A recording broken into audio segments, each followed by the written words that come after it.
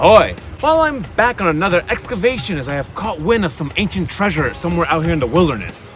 What is this ancient treasure, you ask? Well, let me answer. It's something I've been wanting for the last 15 years. A next-gen Indiana Jones game. So growing up, I loved the Indiana Jones movies, and something that I always wanted was a proper high-quality Indiana Jones video game that had the same production value as Uncharted. I really thought I was finally gonna get it in 2009 with the Staff of Kings on the Wii. I mean, look at this trailer, it's incredible! But the product we ended up actually getting was a bland, charmless, and irritating mess. When I first played it as a kid, I was so disheartened from being lied to by the trailer that I didn't even end up finishing it. And when I decided to fully jump back into it a decade later, I was left wishing I didn't jump back into it. The best part of that whole endeavor? Me falling down a pit. But now we jump back to today, and I recently found out that a new Indiana Jones game released on PC and Xbox a few months ago back in December. Now the game is also coming to PlayStation 5 later this month, on the 17th I believe. Gosh, I hope this video's out by then. But I don't want to wait that long, and trying to buy it on the Xbox is coming at a really hefty price. Damn! So instead, I'm gonna try to get myself this copy that I heard was inside this ancient cavern. So let's go get it.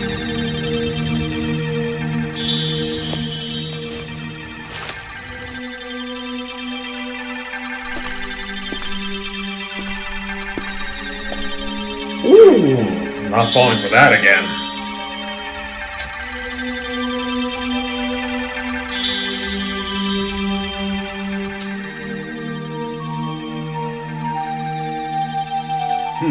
A door that says life and a door that says death. You'd think naturally people would pick the door that says life, but this is an ancient cave with a treasure hidden in it. So you can assume the people that built this cave don't want anyone to have it. So they would try to trick them. Oh, this is truly one of life's blunders. I knew I should have brought valuables for this. Let's go with death.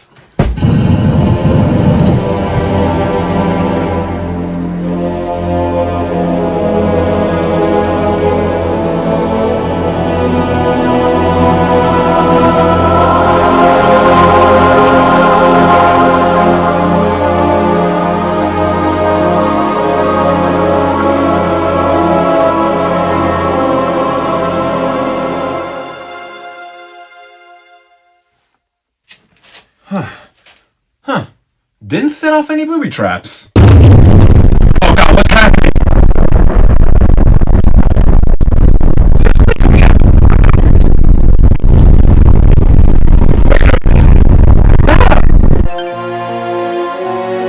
What's that even connected to?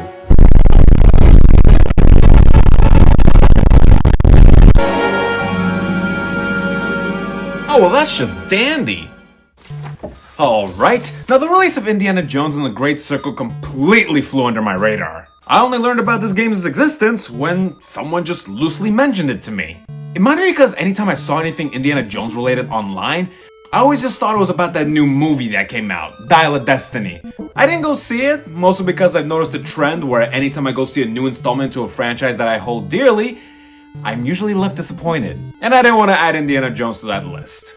But that's besides the point. Guys, we're finally here! In my hand, I have that next-gen Indiana Jones title I've always wanted! Now am I gonna set completely high and unreasonable expectations for this game? Yeah, I've been wanting a next-gen Indiana Jones game for so long. Plus, with the hefty price that this game is coming at right now, it better be damn well worth it. I feel like we're gonna be saying that a lot now. Indiana Jones and the Great Circle starts with a recreation of the opening from Raiders of the Lost Ark, and I'd say it's a really great way to do an intro sequence. Not only is it a good training-like level to teach you the controls, but it also dawns on you this feeling of nostalgia, seeing such a faithful recreation of a classic moment in the franchise. And that's the big word I want to highlight when it comes to talking about the Great Circle. Faithfulness, but I'll get more into that later. We are taken back to Indy's University in the middle of the night when suddenly here's someone breaking in and stealing his artifacts, and holy shit, it's Tony Todd! You know, the mortician from Final Destination, another franchise getting a new release that I'm sure will disappoint. He passed away a month before the release of this game, which makes finding him as a boss just fill me with sadness. I don't want to punch him, I want to hug him. But anyway, Indy loses because there are no escapes from death, and he decides to pursue Tony Todd to the Vatican to try to find his stolen treasure. While in the Vatican City, Indiana uncovers a plot by the Nazis and fascists to collect ancient artifacts that house magical keys and something world domination, and Indy, along with his female companion of this adventure, Gina, have to stop them, and it takes us looking for artifacts all around the world, from Egypt to the Himalayas to Thailand and such. Now what is the Great Circle? An underwhelming title. What, was Immaculate Triangle taken? Oh, I just kid. The Great Circle is just this thing where every single ancient civilization seems to perfectly line up in a circle around the globe. Oh. Sorry, Flat Earthers. So let's talk a little about the gameplay. So first thing that really stuck out to me when I started playing the Great Circle was... It's in first person? Yeah, the game is from a first-person perspective, but it will jump out to third person during any platforming. See, this is a decision that I'm still struggling to comprehend. So apparently they chose to do this instead of being full third person because they wanted to set themselves apart from games like Uncharted or Tomb Raider, which sits weirdly with me. You're trying to differentiate yourself from franchises that were inspired by you?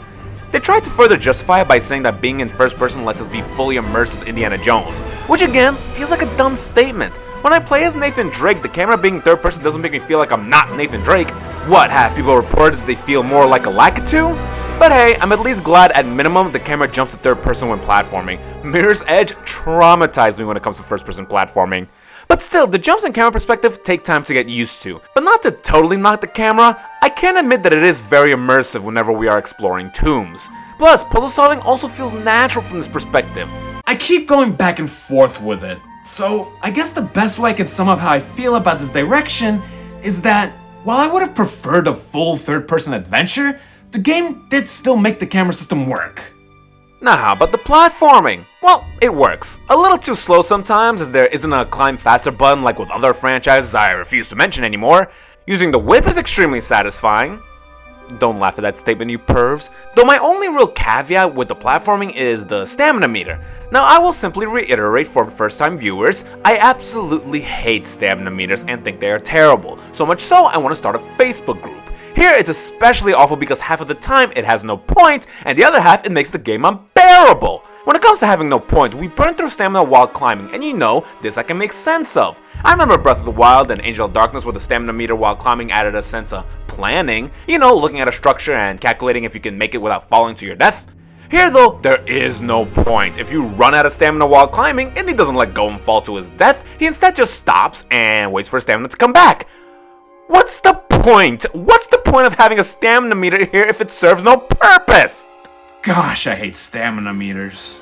But now how the stamina meter ruins other aspects, well, frequently in the Great Circle we are thrown to open-like areas like the Vatican City or the region around the Egyptian pyramids. We do a lot of roaming around and backtracking, and if you want to get around faster, you can sprint, but that drains your energy so much that it doesn't feel like you can cover any ground. It's not Breath of the Wild levels of bad, but still, we have a lot of ground to cover and it's not gonna be a quick process. It was especially the worst when we were in Egypt and we had this massive area to traverse, and oh good god, the fact that we can't just sprint across it made it a chore. Remember how I praised desert levels in my One Piece Odyssey video? Well, I take it all back. I f***ing hate deserts now. Honestly, at this point, me complaining about the stamina is less of a critique about the game and more on just gaming in general. Stop doing it! But that's just a losing battle. I should go on to talking about the combat, but I feel like I spent my time doing nothing but bitching for the last few minutes, so I'll hold off on that. The scenery is gorgeous. Every location we visit, I'm often in awe of how amazing everything looks, even the character models. Now usually the game has us in these open areas completing objectives, finding secrets, collecting items, and knocking out side quests, and with that last one I actually want to point out and give out some praise, because unlike other games where side quests feel like the game is just trying to bloat the experience and have you just run meaningless errands for trinkets, the ones here in the Great Circle actually contribute to the greater story that it makes me wonder if these are actually too good to be simply labeled as side quests. But besides that, I enjoyed the way the Great Circle manages its openness, as it never feels like any locale outstays its welcome. If anything, as the game's plot progresses and we move on to the next location, I get a sense of sadness as I don't feel totally done with where I was. Don't worry, the game does let you revisit these places anytime. Plus, it's a good thing that the game switches locales on us so frequently and so quickly. It keeps the game fast-paced and feeling constantly fresh.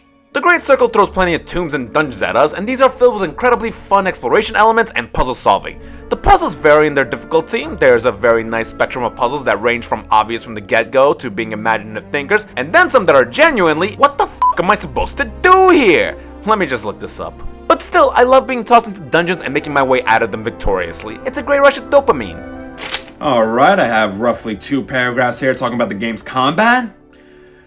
Let's just get this over with. The game isn't heavy on combat. A lot of the time when we are exploring, we will have an army of Nazis or fascists surrounding us, so the game really pushes onto us a more realistic approach to these situations. The philosophy with the enemies is like how we deal with zombies from Zombie U. If you're matched up with one guy, then yeah, you can easily try to take him on. If we are dealing with 2 guys, it's still doable if you sneak up and quickly take out one and then fight the other.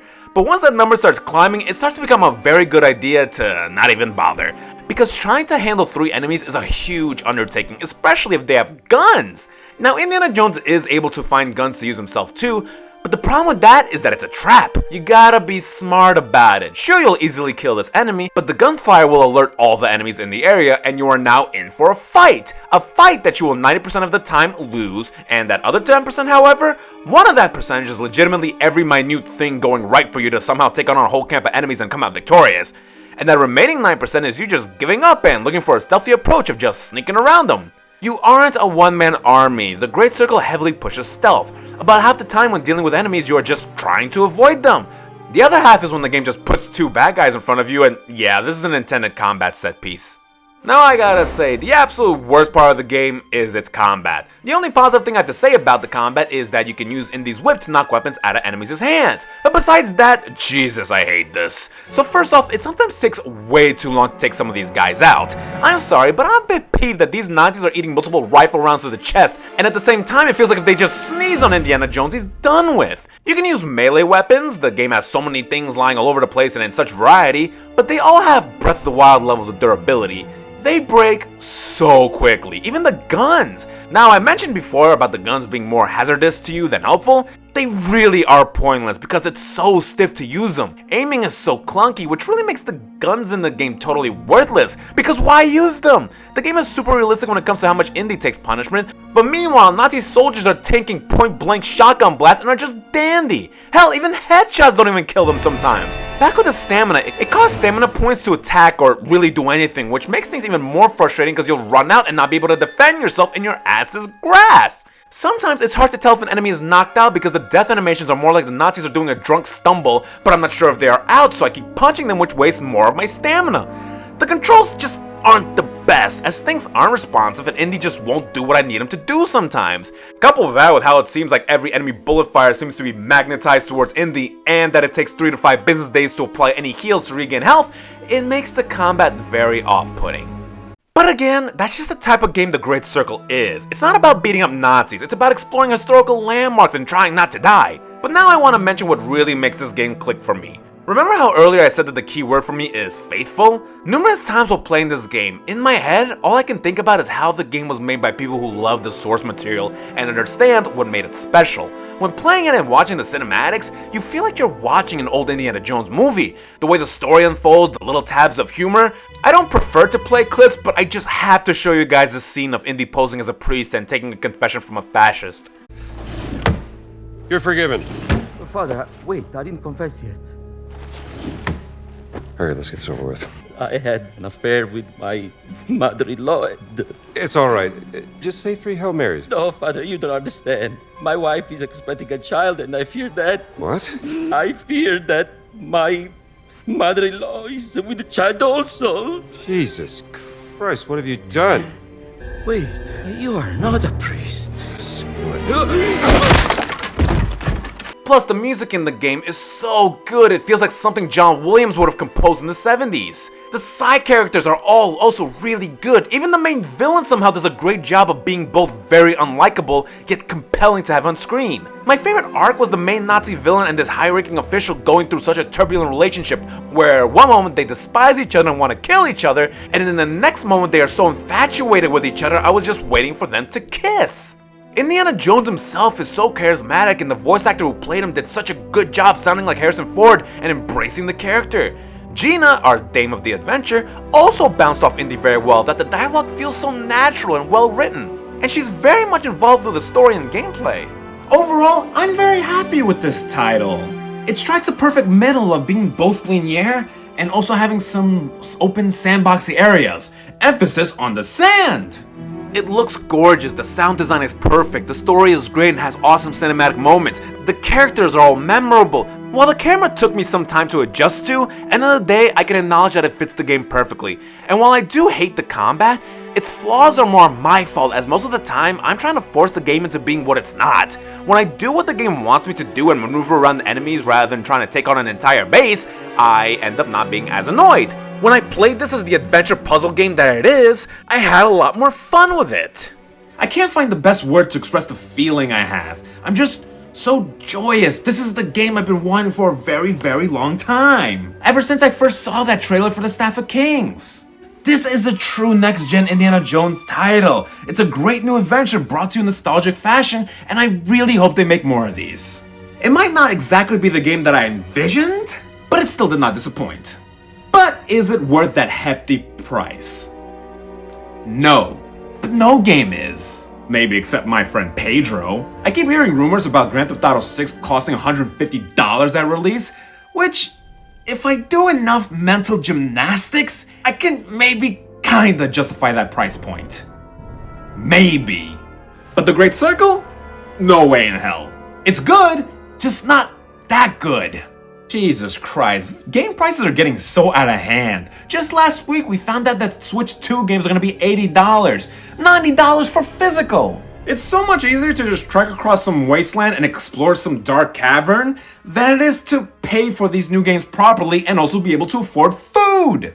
Which, speaking of, I should work on getting out of here before Velbos eats all of it. How do I get out of here? I guess I'll just call an Uber again.